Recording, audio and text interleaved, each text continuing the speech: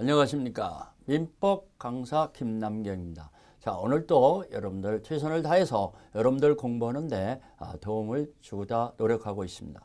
자, 여러분들 민법이라는 과목은 굉장히 좀 어렵습니다. 처음에 공부할 때는 여러분들이 쉽게 이해가 안 되는 부분도 많이 있을 겁니다. 그렇지만은 끈기를 가지고 여러분들이 이 책을 자꾸 반복해서 읽고 또 강의도 반복해서 들으신다면은 여러분들에게 큰 도움이 됩니다. 자, 우리 공인중개사를 혼자 독학해서 따시는 여러분들에게 이 많은 용기와 여러분들에게 힘을 내시라고 말씀드리고 싶습니다. 자, 여러분들 중도에 하차하면 안 됩니다. 끝까지 매달렸을 때는 여러분들이 성공할 겁니다. 자, 우리 민법에 우리 법률행위 해석 파트를 오늘 공부할 겁니다. 우리 지난 시간에 법률행위 목적을 공부하면서 반사의 질서, 불공정한 법률행위 하면서 우리가 공부를 했어요. 부동산의 이중매매도 잘 눈여겨보셔야 한다고 그랬습니다. 자, 오늘은 법률행위 해석이다 해서 우리 교재 40페이지에 제5 법률행위 해석이다 나오죠.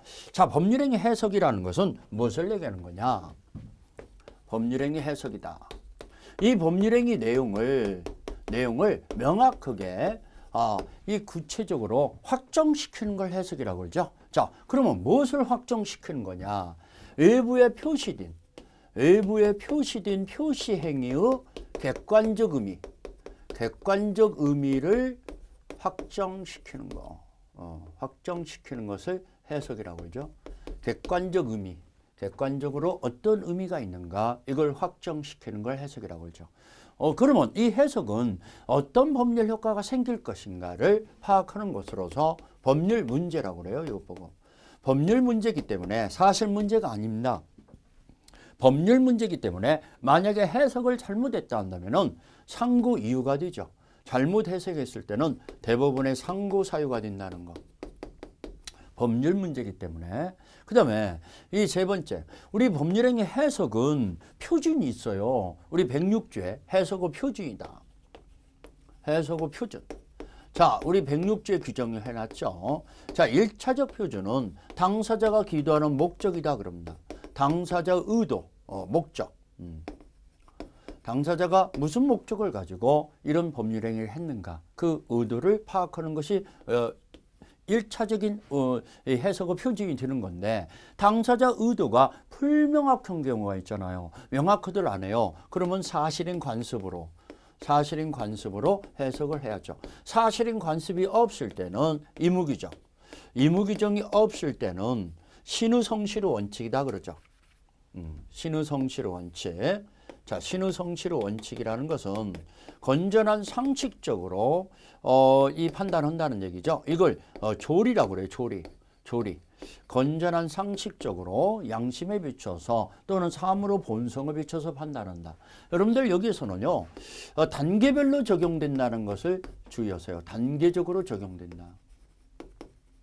1단계가 있으면은 당사자 의도가 명확하면은 여기서 끝나는 거죠. 근데 이게 불분명할 때 사실인 관습이 없을 때 의무규정, 이게 없을 때 조리에 의해서 해석의 표준이 된다는 거. 단계별로 표준이다.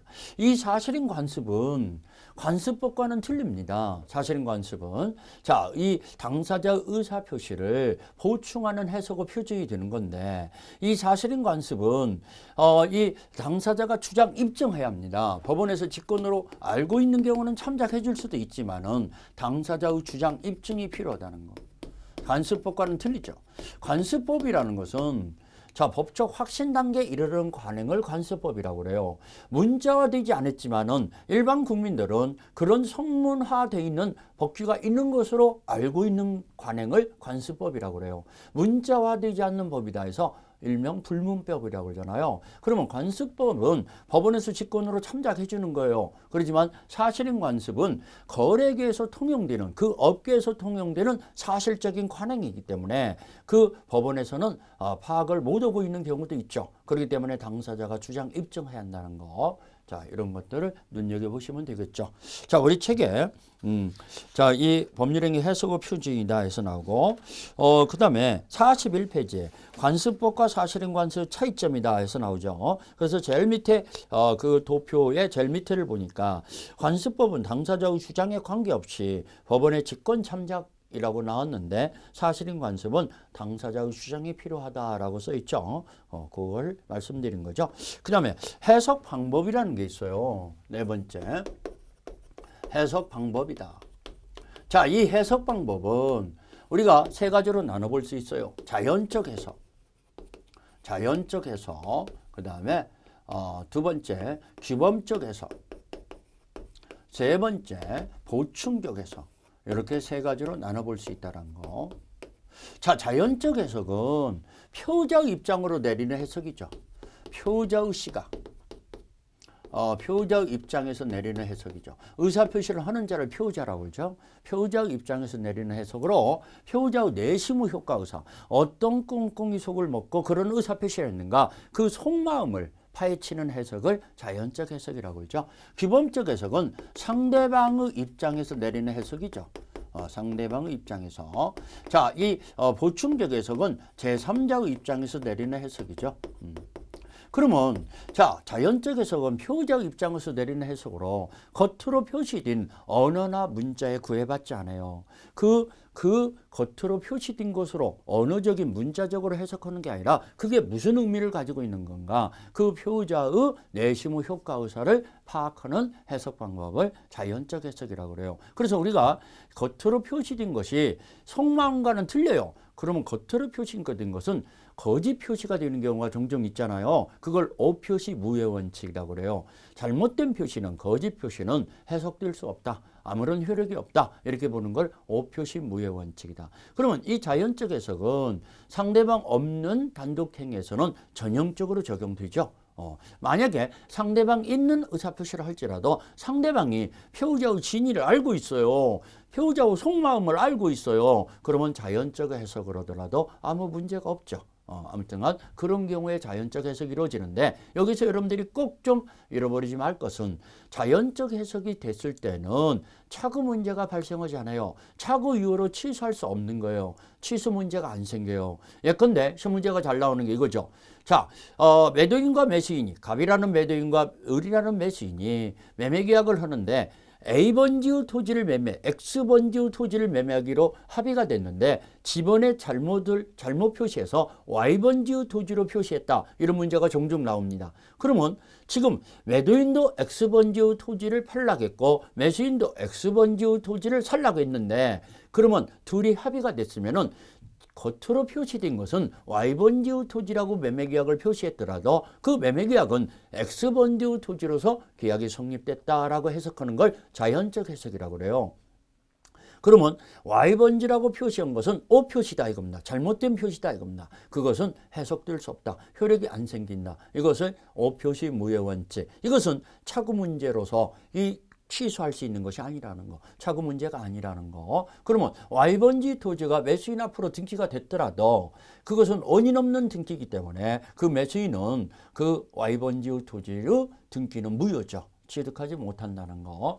매매계약은 X번지로서 성립된다라고 해석하는 거. 우리 대법원에서도 이 자연적 해석 방법에 의한 판결이 나오는 거죠. 자, 자연적 해석을 그런 것을 얘기한다. 그래서 여기 자연적 해석에 관한 우리 작년도에 27위 시험 문제에 기출 문제가 있잖아요. 그걸 한번 풀어보면서 얘기를 해봅시다. 가면 을 소유 X 토지를 임차하여 사용하던 중 이를 매수하여 을과 합의했으나 매수하기로 합의했어요. 을의 X 토지를 빌려서 갑이 사용하다가 자기가 사기로 합의했어요. 근데 계약서에 Y 토지로 잘못 기재했네요. X번지 토지를 사기로 합의가 됐는데 계약서에 표시된 것은 Y번지 토지라고 표시했어요. 그럼 Y번지 토지는 거짓 표시란 얘기예요. 오표시란 얘기예요. 그것은 해석될 수 없다는 얘기죠. 그러면 X번지로서 매매계약이 성립됐다라고 해석해야겠죠. 이렇게 해석하는 걸 자연적 해석이다 그럽니다. 자, 옳은 것은 매매계약은 X번지 토지로서 유효하게 성립한다. 맞았네요. 1번 맞고 2번 Y번지 토지에서 유효하게 성립한다. 틀렸죠. Y번지 토지로서는 계약이 성립됐다라고 볼 수 없다는 거. 3번 X번지에 성립하지만은 차고 이후로 취소할 수 있다. 이건 차고 이후로 취소할 수 있는 게 아니라고 그랬잖아요. 차고 문제가 아니라고 그랬잖아요. Y번지 토지로 성립하지만 차고 이후로 취소할 수 있다. 이것도 틀렸고. 자, X번지, Y번지 다 계약은 성립되지 않는다. 이것도 틀렸고. 그러면 맞은 것은 1번밖에 없지 않습니까? 이렇게 해석하는 것을 자연적 해석이다. 이게 우리 27, 20 문제도 나왔고 그 전에도 우리가 나왔던 바가 있어요. 여기 3번이나 지금 출제된 판례인데 여러분들이 잘 숙지해 놓으시라는 거. 자, 규범적 해석은 상대방 입장에서 내리는 해석으로서 겉으로 표시된 것으로 해석하는 거. 외부에 표시된 것으로 해석하는 거. 그러면은 겉으로 표시된 것이 표자의 생각과 안 맞았을 때는 중요 부분의 차고 문제로서 취소할 수 있는 경우가 생기죠. 자, 우리 중요 부분의 차고 문제가 생기는 것은 규범적 해석에서만 생긴다는 거. 자연적 해석에서는 차고 문제가 아니라고 그랬어요. 규범적 해석에서는 차고 문제가 발생합니다.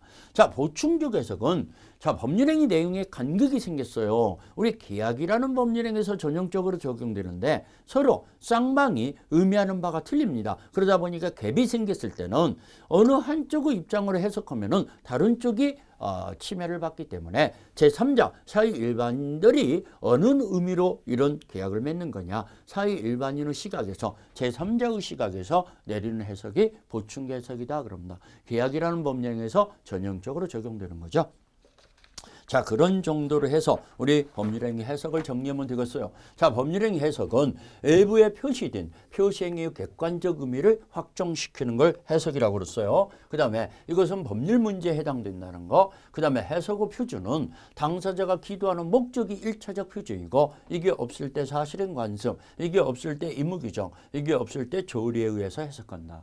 자, 우리 이 법률행위 해석 방법은 자연적 해석, 규범적 해석, 보충적 해석이 있는데 자연적 해석은 표자의 입장으로 내리는 해석으로 오표시 무효 원칙, 차고 이후로 취소할 수 없다는 거, 이런 것들을 주의하시라는 거. 규범적 해석은 상대방의 입장으로 해석하다 보니까 표자의 생각과 표시가 중요 부분에 불일치가 됐을 때는 차고 문제가 발생할 수 있다는 게 규범적 해석이다.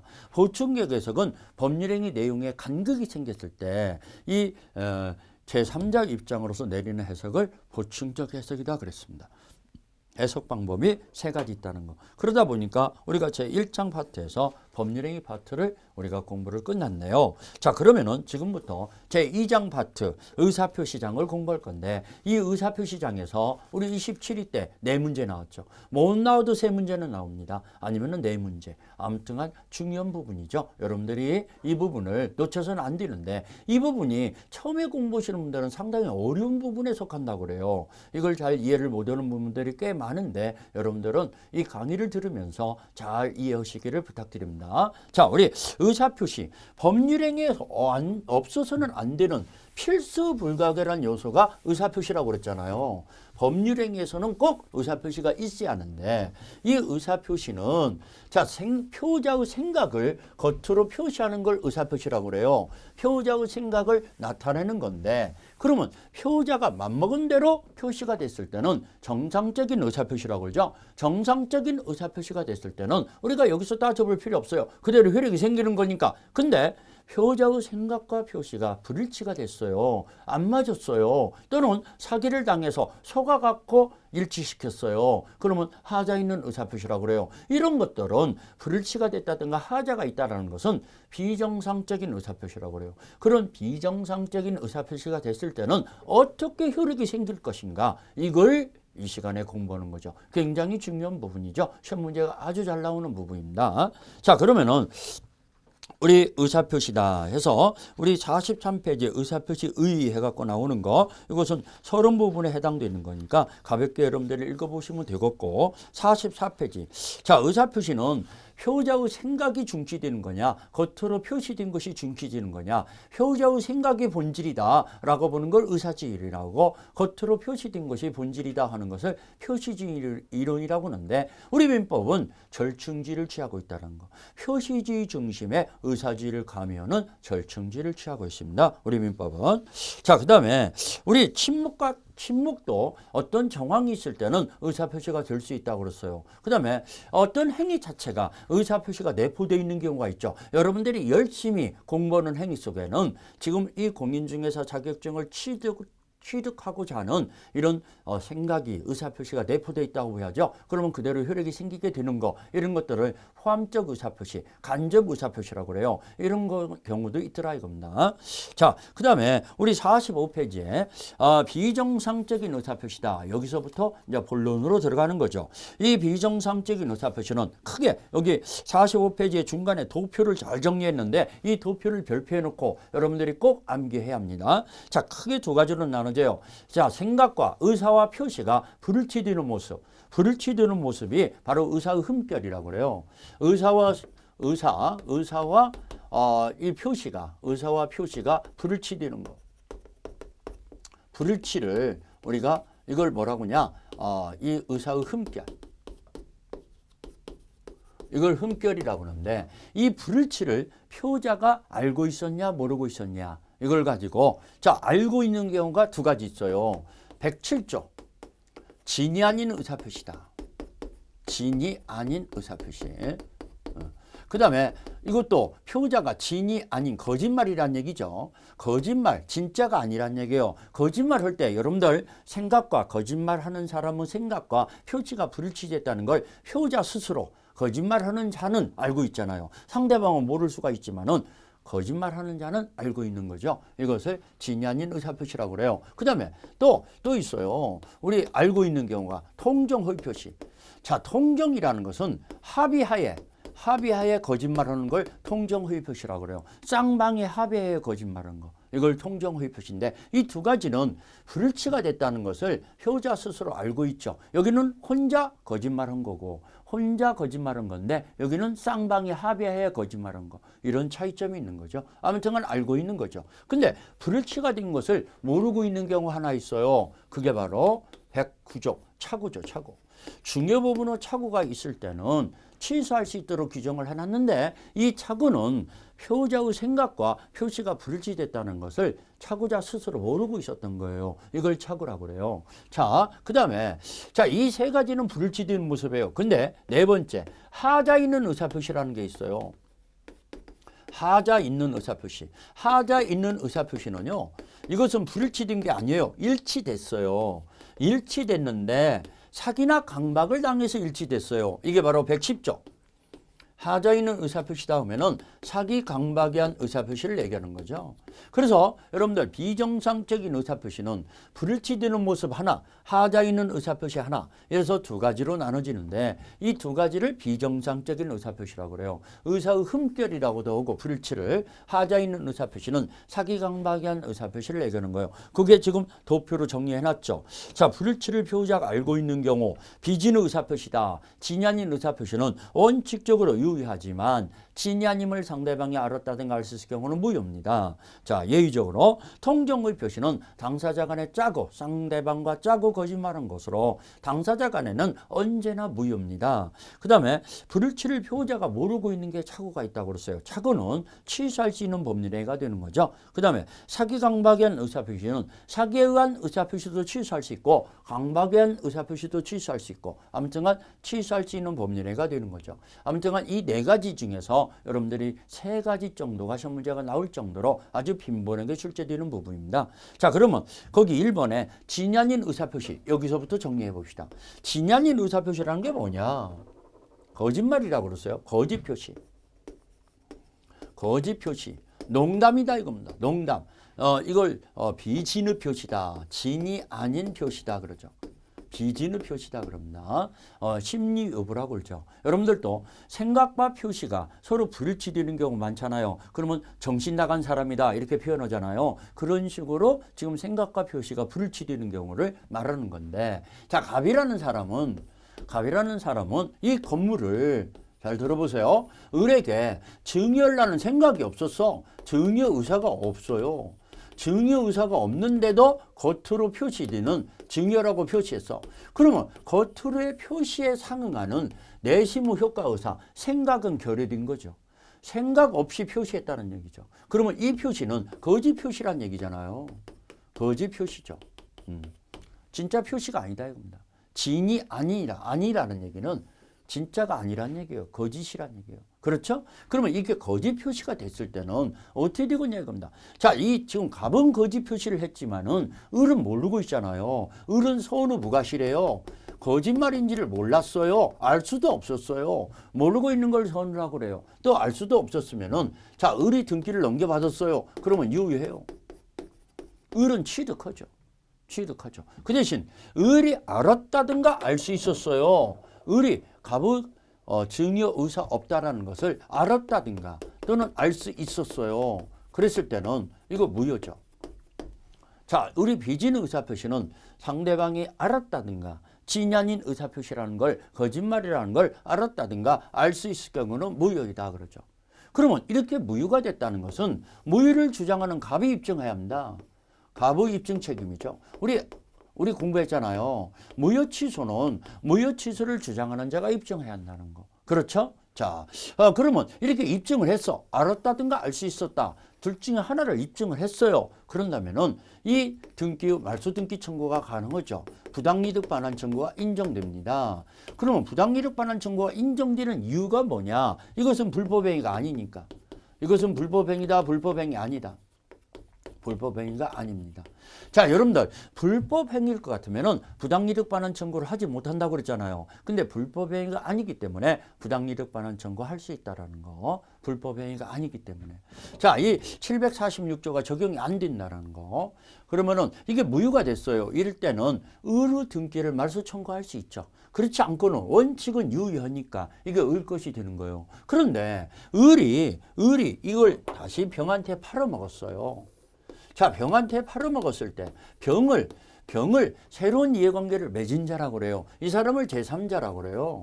새로운 이해관계를 맺은 자, 등기를 넘겨받았어요. 이 제3자는 취득할 거냐 못 할 거냐 이걸 따져보자는 얘기죠. 시험제가 나오는 거죠. 여기까지. 자, 이게 을 것일 때는요. 병은 선의 악의를 따져볼 필요가 없어요. 알았냐 몰랐냐 상관없어요. 을 거니까 그대로 유효하게 취득합니다. 이게 유효할 경우는 그 다음에는 따져볼 필요 없는 거예요. 이 병은 선이든 악이든 취득하는 거예요. 근데 이게 을 것이 아니에요. 을 것이 아닐 때는 이 자가 선이냐 악이냐에 따라 틀려지죠.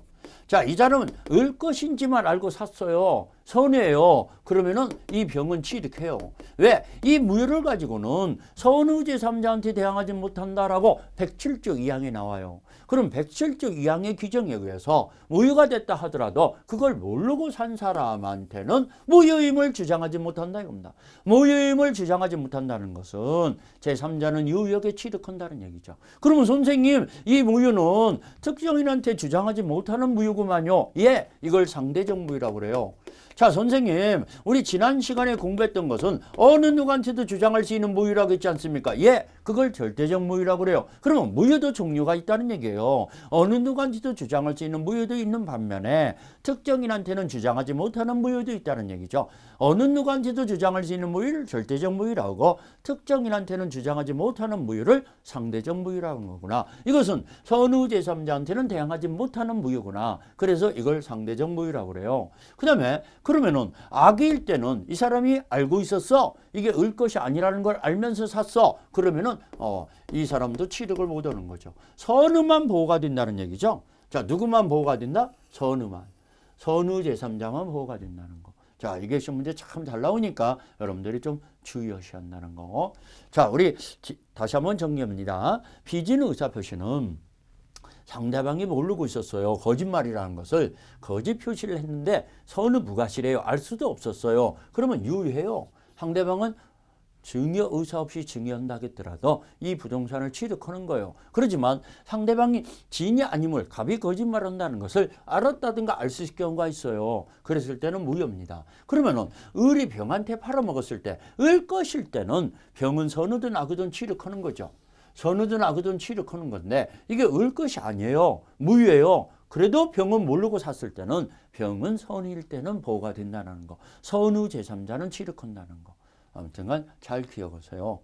이게 비진 의사표시다 그러죠. 자, 우리 책을 볼까요? 자, 의사표시가 존재해야 하고 그 의사와 표시가 생각과 표시가 불일치해야 한다. 자, 뒷장에 넘어가서요. 46페이지. 자, 표자가 불일치를 알고 있어야 한다. 알고 있어야 한다. 그 다음에 이것은 혼자 거짓말한 것이지 상대방과 짜고 거짓말한 건 아니에요. 짜고 거짓말하는 걸 동정의 표시라고 그랬어요. 비진 의사표시는 표자의 혼자 거짓말한 거, 그 대신 상대방이 알았냐 몰랐냐를 따져보는 거죠. 효력 발생에서.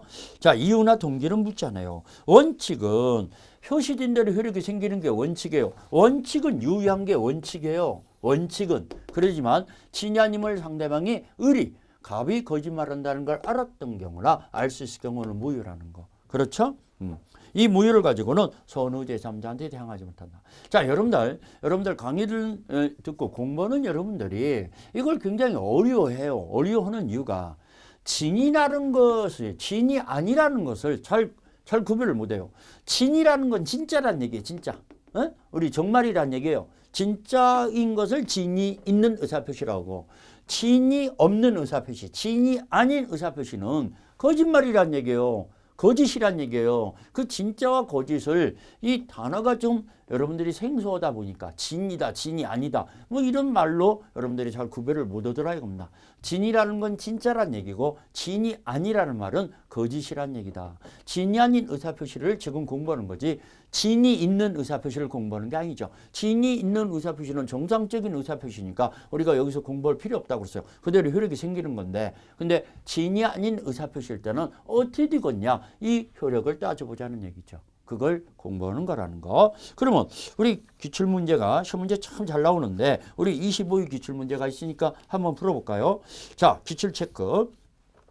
비진의 표시에 관한 설명으로서 틀린 것은 자 1번 대출 절차상의 편의를 위하여 명의를 빌려준 자가 채무 부담의 의사를 가졌더라도 그 의사 표시는 비진의 표시이다. 자, 이거 틀렸네요. 자, 이거 보세요. 여러분들 정리 좀 해드릴게요. 자, A라는 은행이 있다 봅시다. A라는 은행에 B라는 자가 채무자인데 이 자가 채무자인데 이 대출이 제한이 돼요. 이 대출이 제한이 돼요. 이 사람 앞으로 대출을 받을 수가 없어.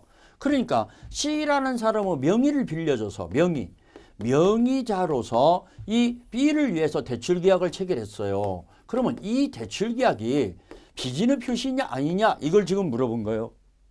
대출 계약이 뭐냐? 자, 보세요. G라는 사람은 A라는 은행으로 자기 발로 가서 대출 도장을 찍었잖아요. 그러면 대출의 생각이 있었던 거요? 없었던 거요? 있었던 겁니다. 대출의 생각이 있었던 거니까 대출의 생각이 없으면서 대출 계약을 맺었으면은 그걸 비진의 의사표시라고 볼 수 있는데 이건 비진의 표시가 아니에요. 왜? 자기 발로 가서 대출 생각을 가지고 도장을 찍었으니까 비진의 의사표시가 아니에요. 자기 명의를 빌려준 거잖아요. 비진의 표시가 아니에요. 그러면 비진의 표시가 아니기 때문에 잘 들어요. 은행이 이 사실을 알았던 몰랐던 상관없어요. 은행의 선의 악에 관계없이 은행은 모르고 있는 걸 선이라고 잘 알고 있는 걸 악이라고 그러잖아요. 선의 악에 관계없이 이 대출 계약은 명의자가 책임져야죠. 명의자가 책임져야 한다는 것은 C가 책임져야 한다는 얘기죠. 그래서 이 대출 계약은 그대로 유효해요. 대출 계약이 유효하다는 얘기는 C가 책임을 져야 한다는 얘기예요. 왜? 비진의 표시가 아니기 때문에. 만약에 가정해 봅시다. 이게 비진의 표시라면은 은행이 알고 있었을 때는 무효잖아. 비진의 표시일 때는요. 은행이 알고 있었을 때는 무효입니다. 그렇지만 비진의 표시가 아니니까 은행이 알고 있었더라도 이것은 그대로 유효하다는 거. 이게 여러분들 기출문제 시험 문제 나왔죠. 그 전에도 나왔는데 또 나왔죠.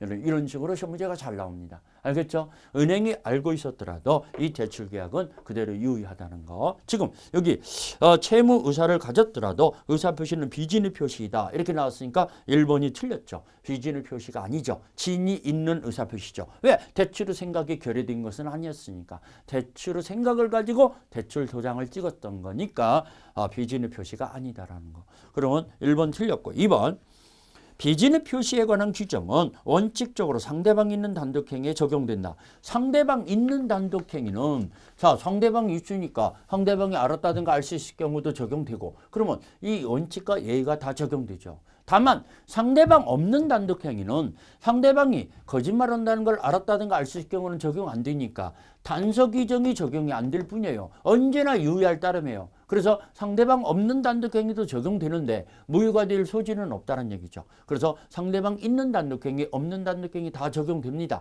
다만 상대방 없는 단독행위는 언제나 유의하다 이래야죠. 그렇죠?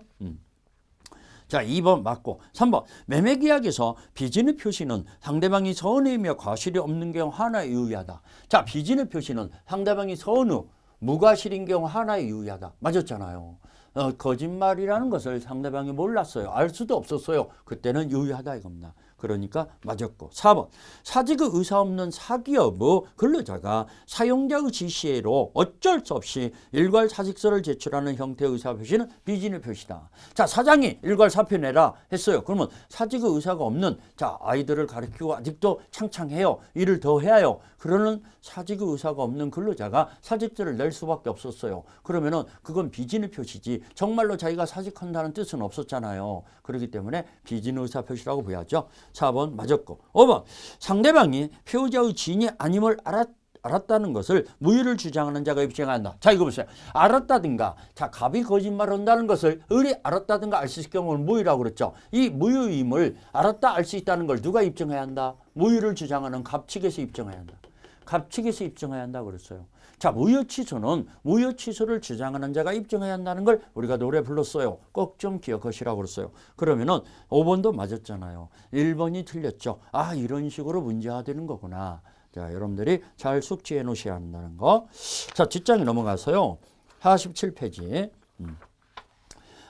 그러면은 47페이지에 판례박스 3번을 보면은 진이란 특정의 내용의 의사표시를 하고자 하는 피호자의 생각을 말하는 것이지 피호자가 진정으로 마음속에 바라는 사항을 말하는 것은 아니므로 라고 나오죠.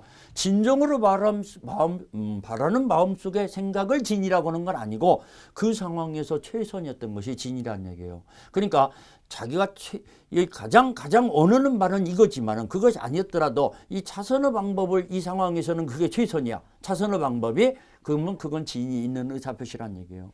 진이 있는 의사표시. 그래서 비록 강제적으로 재산을 뺏긴다는 생각을 가졌더라도 증여를 한 이상은 증여 내심 효과 의사가 결여된 것이라고는 볼 수 없다. 이 증여는 자 뺏긴다는 기분으로 줬어요. 줄라는 생각이 결여된 건 아니다 이겁니다. 생각이 있었던 거기 때문에 비진의 표시는 아니란 얘기죠. 자, 그런 거. 자, 그 다음에 4번에 사기강박한 의사표시는 진이 있는 의사표시지 진이가 결여된 의사표시라고 볼 수 없다. 사기강박은 자 속아서 강박행위에 의해서 일치시키는 의사표시지 불일치가 된 것은 아니죠. 비진의 의사표시는 불일치되는 의사표시잖아요. 그렇기 때문에 사기강박과는 틀리죠. 틀리다는 거.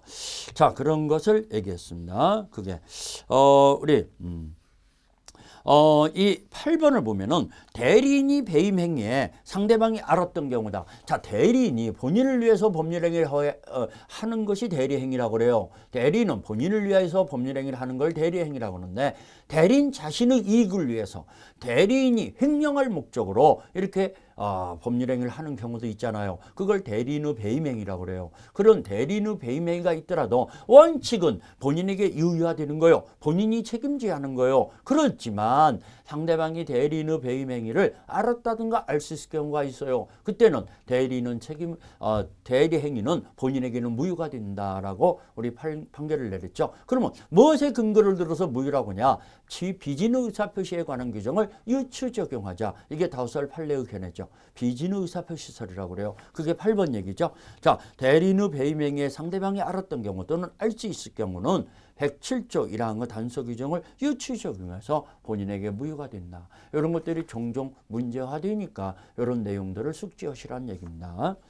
자, 적용법입니다. 비진의 의사표시는 상대방 있는 단독행위 없는 단독행위 다 적용된다고 그랬죠. 다만 상대방 없는 단독행위는 상대방이 알았다든가 알 수 있을 경우가 없기 때문에 언제나 유의할 따름이라고 그랬어요. 자, 가족법상 행위는 적용 안 되죠. 당사자의 진위가 절대적으로 존중되는 거니까 신분상 행위죠. 그렇기 때문에 비진 의사표시는 적용 안 됩니다. 주식의 인수청약도 적용될 수 없죠. 주식의 인수청약도 언제나 유의할 따름이죠. 공법상 행위가 적용이 없어요. 이게 문제 참 잘 나와요. 그래서 공무원이 사직서를 제출하는 것은 공법상 행위예요. 비진 의사표시에 관한 규정이 적용이 안 된다는 거. 그 다음에 준법률 행위는 의사표시는 아니에요. 의사의 통지와 관료의 통지는 의사표시는 아니더라도 의사표시와 유사하기 때문에 비진의 표시에 관한 규정을 유추 적용한다는 거. 준법률 행위에도 적용된다는 거. 의사의 통지와 관료의 통지에 관해서는. 자, 우리 그러면은 우리 기출 문제 우리 27위 지난번 시험 문제죠. 어떻게 나왔는가 또 한번 봅시다. 시험 문제가 잘 나옵니다. 이 기출 문제 우리 대표적으로 이게 한두 개 씩 소개해 놓은 거지. 뭐 이것만 나온 게 아니에요. 무지하게 많이 나옵니다. 매년 나오다시피 하는 거니까 여러분들은 꼭 정리해 놔야 합니다. 자, 우리 진이 아닌 의사표시에 관한 설명으로 틀린 거. 1번 진이란 특정한 내용의 의사표시를 하고자 하는 표자의 생각을 말하는 것이지 표자가 진정으로 마음속에서 바라는 사항을 뜻하는 건 아니다. 오케이, 정확하네요. 자, 우리 진이라는 것은 진정으로 바라는 바를 뜻하는 건 아니라고 그랬어요. 그 상황에서 최선이었던 것이 진이라고 그랬어요. 그렇기 때문에 1번 맞았죠. 2번 상대방이 표자의 진이 아님을 알았을 경우에 표자는 진이 아닌 의사표시를 취소할 수 있다. 진이 아님을 알았다든가 알 수 있을 경우는 무효라고 그랬잖아. 그러면 무효라는 말과 취소라는 말은 틀립니다. 틀리기 때문에 취소할 수 있다라고 나왔으면 틀렸죠. 자, 원칙은 진이 아닌 의사표시는 원칙은 유효한데 진이 아님을 상대방이 알았다든가 알 수 있을 경우는 무효라고 그랬어요. 취소할 수 있다는 것은 엉터리죠. 그래서 틀린 걸 고르라 했으니까 답이 나와버렸네요. 2번이 틀린 거죠. 3번 대리행에서 진이 아닌 의사표시의 여부는 대리인의 표준으로 결정한다. 자, 우리 대리행에서는요. 우리 116조 1항을 보면은 대리행의 하자 흠결 또 어느 사정을 알았거나 알지 못한 거 모든 걸 다 대리인을 기준으로 결정합니다. 그래서 이 비진의 의사표시도 대리인을 표준으로 결정해야 하는 거죠.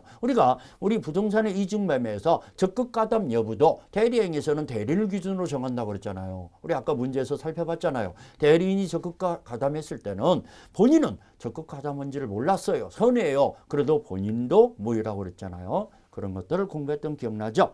자, 3번 맞았죠? 4번 진이 아닌 의사표시의 효력이 없는 경우에 법률행위 당사자는 진이 아닌 의사표시를 기초로 새로운 이해관계를 맺은 선의 제3자에게 대항하지 못한다. 자, 우리 여기 진이 아닌 의사표시가 효력이 없는 경우 그 얘기는 무효가 되는 경우 비진 의사표시가 무효가 됐는데 그자로부터 다시 취득한 선의 제3자 선의 제3자는 유효하게 취득하잖아요. 이 무효를 가지고는 선의 제3자한테 대항하지 못한다고 그랬잖아요. 그렇기 때문에 맞았잖아요.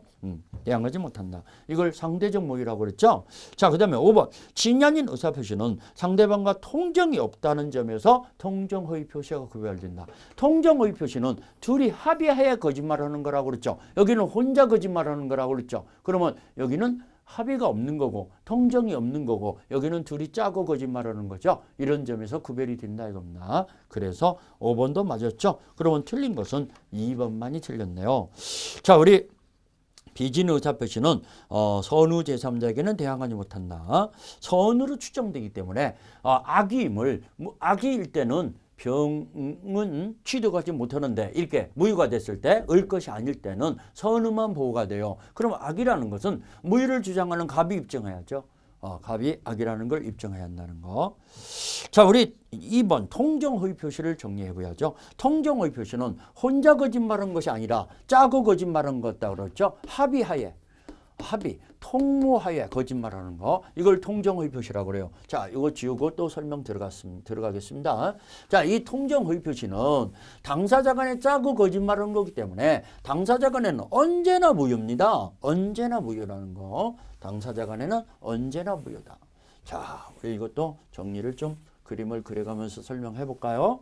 당사자 간에 언제나 무효다. 자, 갑이라는 사람이 이 토지를 을과 가장 매매했어요. 가장 매매. 자, 진짜로 매매한 게 아니라 둘이 짜고 거짓으로 매매했다 이겁니다. 이걸 통정허위 표시라고 그래요. 통정허위 표시. 그러면 이게 가장 매도인이고 갑은 가장 매도인이고 을은 가장 매수인이라고 그래요. 그러면 이것 좀 보세요. 왜 그랬는가 이유나 동기를 묻지 않는데 대부분이 가부 채권자가 금전 채권자가 있어요. 돈을 받을 채권자가 강제집행을 한다고 그래요. 이 토지를 경매를 붙인다고 그래요. 그러니까 이 강제집행을 면탈하기 위해서 면탈을 목적으로 을한테 이렇게 가장매매해서 빼돌려 놓는 경우 있죠. 재산을 숨기기 위해서 이렇게 하는 경우가 많이 있잖아요. 이랬을 때 이 매매는 언제나 무효입니다. 언제나 무효이기 때문에 을 앞으로 등기가 됐더라도 이건 을 것이 아니죠. 이게 무효죠. 그러면 갑은 언제든지 말소 등기 청구할 수 있어요.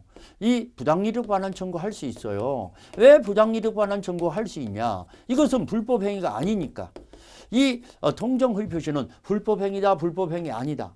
불법 행위가 아닙니다. 불법 행위 아니다라는 거. 우리 불법 행위일 때는 746조에 의해서 이행을 했던 부분을 반환 청구 못 한다고 그랬잖아요. 근데 이건 불법 행위가 아니기 때문에 부당이득 반환 청구할 수 있다라는 거. 이 등기를 말소 등기 청구할 수 있다라는 거. 그런데 자, 을이 자기 앞으로 등기된 걸 기할해서 병한테 팔아먹을 수도 있잖아요. 그렇죠? 그러면 병은 어떻게 되는 거냐? 자, 을이 무효가, 이건 무효인데 을 것이 아닌데도 병은 모르고 샀어.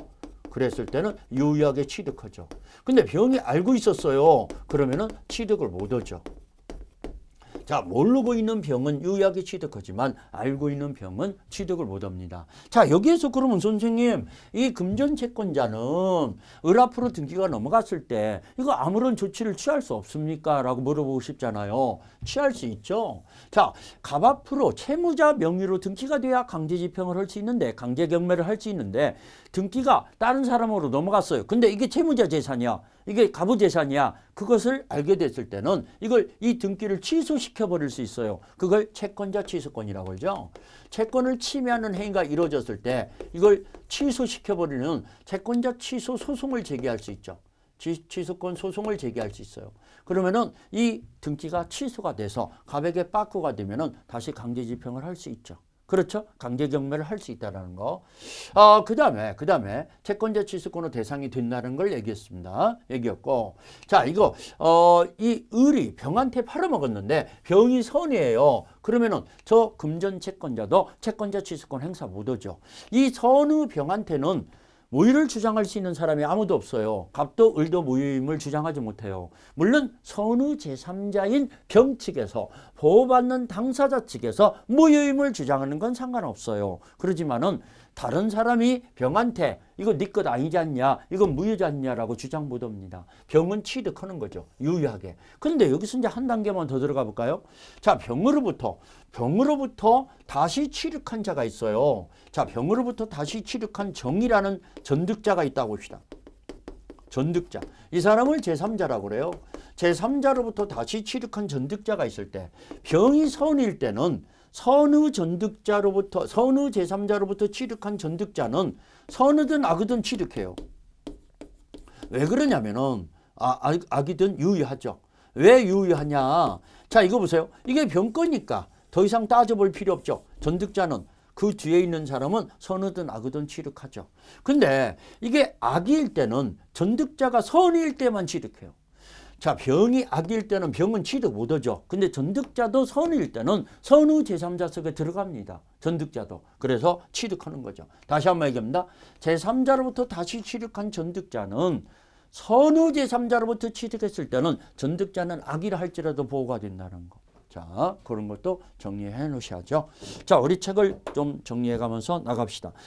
자, 통정 허위 표시는 상대방과 합의하에 이렇게 거짓으로 의사표시를 한 가장행위를 말하는 거라는 거. 자, 뒷장에 넘어가서 이런 통정 허위 표시는 가장행위일 뿐이지 은닉행위, 불법행위, 신탁행위가 아니다라는 거. 그냥 가장행위로서 우리 민법의 하나의 행위로 인정한다는 거. 그러면은 여러분들 이런 경우도 있잖아요. 토지를 증여하는데 증여세를 면탈하기 위해서 매매로 가장해서 이전 등기를 넘겨놓는 경우 있죠. 그러면 가장매매는 통정 허위 표시로 무효지만 증여는 실질적으로 있었던 거죠. 그러면 그걸 은닉행위라고 그래요. 가장행위 속에 숨어있는 행위로서 증여는 유효하게 될 수 있다는 거. 증여가 유효하게 된다.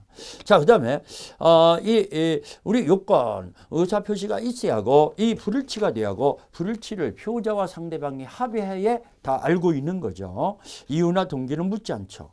자, 효과. 당사자 간은 언제나 무효죠. 이것은 이행을 안 했으면 이행할 필요가 없는데 이행을 했던 바가 있으면은 부당이득 반환 청구할 수 있는 이유가 746조가 적용이 안 되니까 불법 행위가 아니기 때문에 부당이득 반환 청구할 수 있다고 그랬어요. 제3자. 이 무효를 가지고는 선의 제3자한테 대항하지 못한다. 그러면 여기에서 제일 밑에 세 번째 줄. 선의 제3자로부터 다시 취득한 전득자는 악이라 할지라도 보호가 된다. 선악을 불문하고 보호가 된다. 이걸 엄폐무르 법칙이라고 그러죠. 엄폐무르 법칙. 아무튼간 제3자는 이 선일 때는 전득자는 악이라 할지라도 보호가 됩니다. 우리 50페이지에 제3자에 해당되는 예와 해당되지 않는 예를 여러분들 이 도표로 정리해놨는데 박스로 정리해놨어요. 제3자에 해당된다는 것은 새로운 이해관계를 맺은 자를 얘기해요. 제3자에 해당되지 않는다는 것은 새로운 이해관계를 맺은 자가 아니란 얘기죠. 자, 이렇게 차이가 난다는 거. 그래서 거기에 제3자에 해당되지 않는 쪽으로 한번 보면은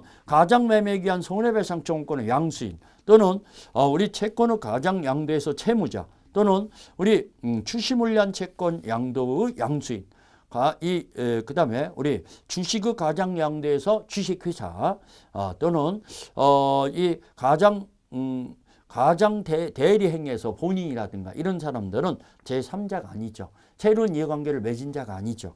자, 그러면은 그 밑에 기출문제 한번 풀어볼까요?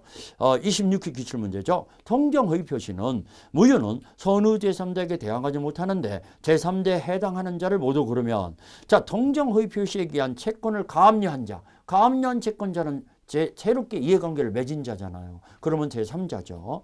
자, 니은 통정의 표에 설정된 전세권에 대해서 저당권을 설정받은다. 전세권을 목적으로 저당권 설정했어요. 그러면 이 저당권 설정자도 새로운 이해관계를, 새로운 법률관계를 맺은 자잖아요. 제3자에 해당되죠.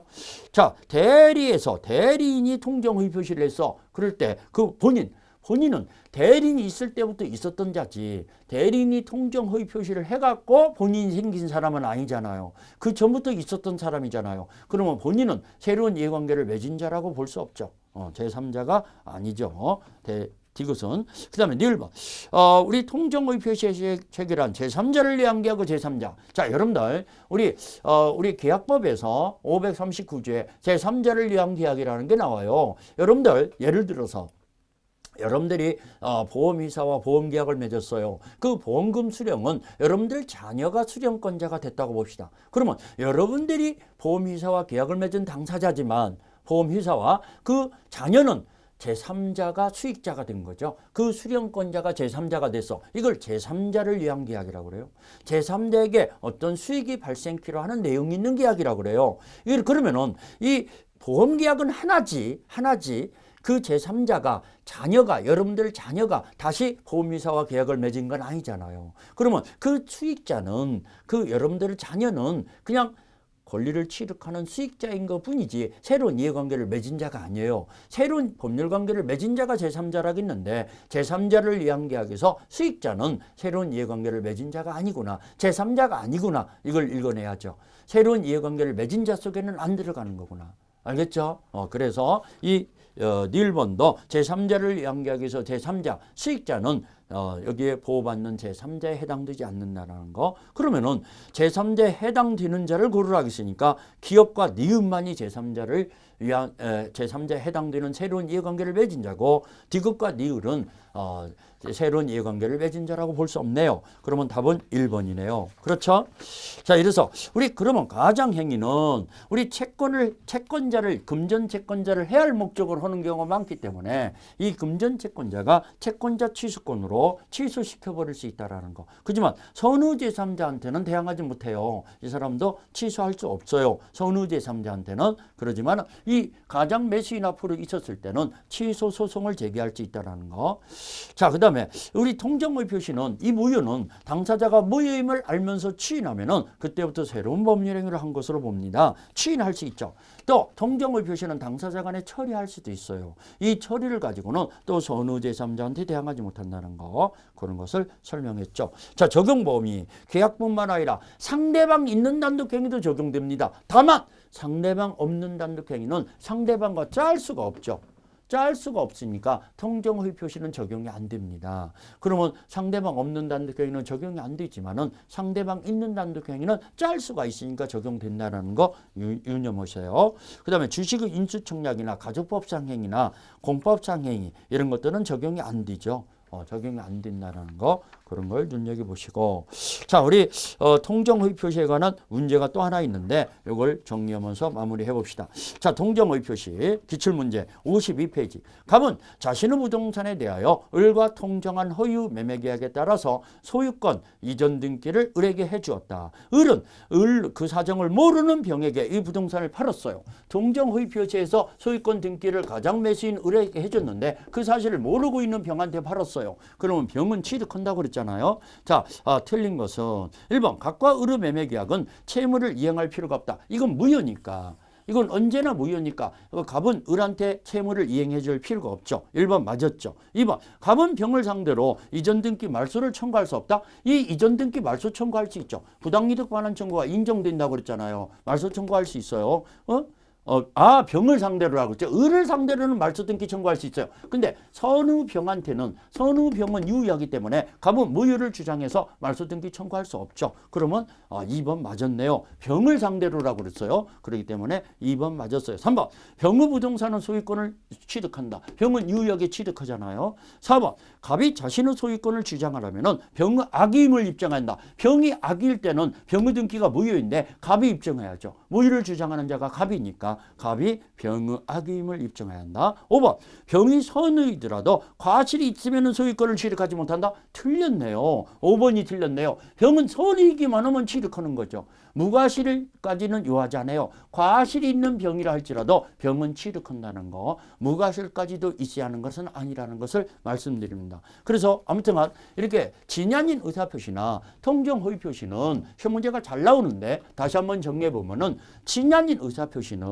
원칙적으로 유효합니다. 그렇지만 상대방이 진야임을 알았다든가 알 수 있을 경우는 무효예요. 근데 이 무효를 가지고는 선의 제3자한테 대항하지 못한다 그랬어요. 통정허위 표시는 당사자 간에 언제나 무효입니다. 언제나 무효인데 이 선의 제3자한테는 또 대항하지 못합니다. 이 무효를 가지고는 이 두 가지를 여러분들이 또 잘 정리해 놓으셔야 합니다. 시험 문제가 꼭 나온다라고 생각하시면서 이런 케이스 문제로서 사례 문제로서 여러분들이 숙달을 해야죠. 자, 아무튼간